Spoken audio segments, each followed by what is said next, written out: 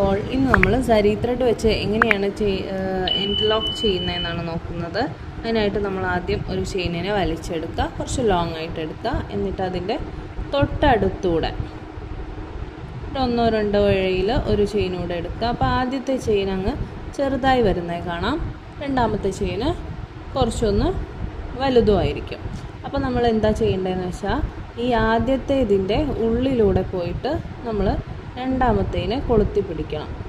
എന്നിട്ട് താഴെ നിന്ന് നൂല് വലിച്ചു കൊടുക്കാം. കണ്ടോ, ഇങ്ങനെയാണ് എൻഡ് ലോക്ക് ചെയ്യുന്നത്.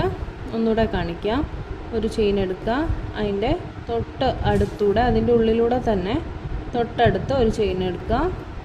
ഈ രണ്ടാമത് എടുക്കുമ്പോൾ ആദ്യത്തെ ചെയിന് ചെറുതാവുമല്ലോ, ഈ ചെയിനിൻ്റെ ലെങ്ത് ആയിരിക്കും നമ്മുടെ ഈ ഒരു ലൂപ്പിന് വരുന്നത്. അപ്പോൾ അത് എത്രത്തോളം ചെറുതാക്കാൻ പറ്റുമോ അത്രത്തോളം ചെറുതാക്കി കൊണ്ടുവരിക. അത് നിങ്ങൾ പഠിച്ച് കഴിഞ്ഞ ശേഷം, അതായത് എൻഡ് ലോക്ക് നല്ലപോലെ ഇട്ട് കഴിഞ്ഞ ശേഷം അങ്ങനെ ചെയ്താൽ മതി. എന്നിട്ട് ഈ വലുതിൻ്റെ ഉള്ളിലൂടെ നമ്മൾ ചെറുതിനെ കൊളുത്തി പിടിക്കുവാണ്. താഴെ നിന്ന് ത്രെഡ് വലിച്ചു കൊടുക്കുക.